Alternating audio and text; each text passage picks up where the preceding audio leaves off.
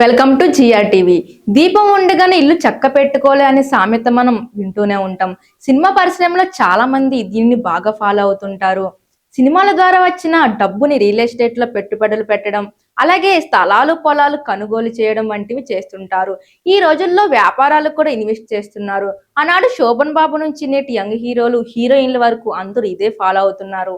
తాజాగా నటుడు శివాజీ తన జీవితంలో చేసిన కొన్ని మిస్టేక్స్ గురించి తెలియజేశారు.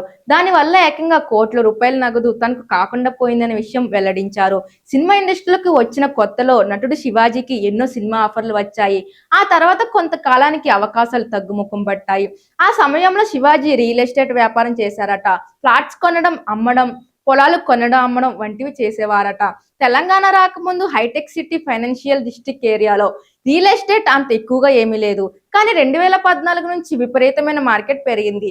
ఎకరం ₹1,00,00,000 రేటు నుంచి 100 కోట్ల రూపాయలు ధర పలికింది. అయితే శివాజీ ఫైనాన్షియల్ డిస్ట్రిక్ట్ ఏరియాలో 18 ఎకరాల భూమిని ఎప్పుడో కొనుగోలు చేశారు. ఈ ఏరియా అంతా డెవలప్ కాలేదని చాలా తక్కువ రేటుకి అంటే 18 ఎకరాలు అమ్మేశారట. ఈ విషయం ఇప్పుడు తెలియజేసి ఎంతో బాధపడ్డారు శివాజీ. ఇప్పుడు అక్కడ గజం భూమి కూడా దొరకని పరిస్థితి. ప్రస్తుతం ఆ 18 ఎకరాల విలువ మార్కెట్లో 18 కోట్లు ఉంటుందని అంచనా. కనీసం ఒక్క ఎకరమైనా ఉంచుకున్నా బాగుండేదని బాధపడుతుంటారు శివాజీ.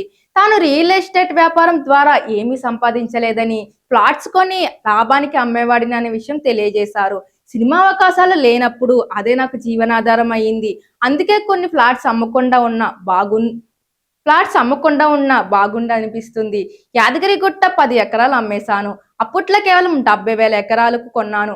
మంచి రేటు, సుమారు ఎకరం ధర 9 లక్షల రూపాయలు పలికింది.